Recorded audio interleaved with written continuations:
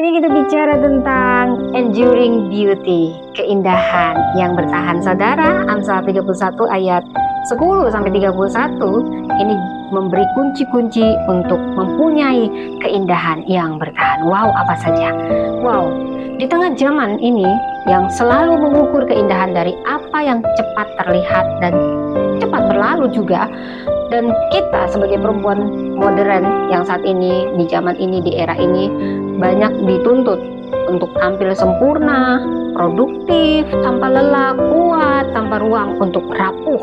Wow, tapi firman Tuhan mengajak kita berhenti sejenak dan bertanya, keindahan seperti apa yang sesungguhnya dapat bertahan, yang sungguh-sungguh bertahan. Saudara, bila kita menafsirkan Amsal 31 ayat 10 sampai 31, ini bukan daftar tuntutan yang melelahkan.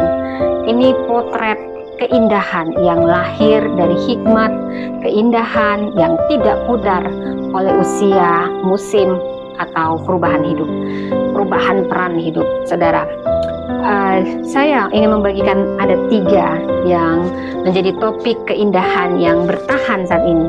Yang pertama, saudara, keindahan sejati itu yang bertahan jika dia berakar pada takut akan Tuhan. Jadi akarnya adalah takut akan Tuhan. Jadi bukan cermin, bukan penilaian manusia yang menjadi fondasi identitasnya, tetapi relasi yang benar dengan Allah. Amsal 31 ayat 30 dan 1 Samuel 16 ayat 7 jelas menyatakan tentang hal ini.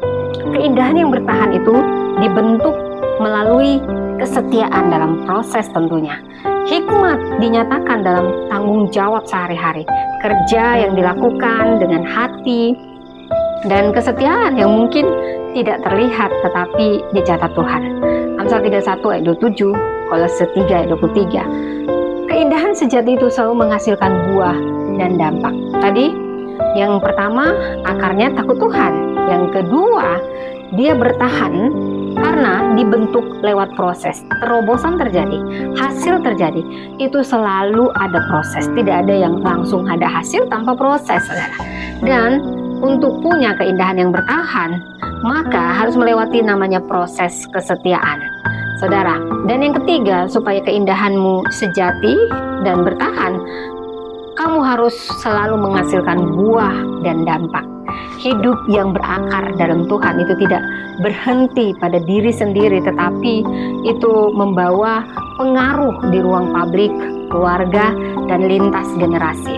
Amsal 31 ayat 31, Mazmur 92 ayat 14 sampai 15. Keindahan yang bertahan, enduring beauty, ini mengingatkan kita bahwa keindahan yang bertahan itu bukan tentang bagaimana kita terlihat hari ini, tetapi tentang bagaimana hidup kita berakar, bertumbuh, berbuah di dalam Tuhan. Tuhan memberkati.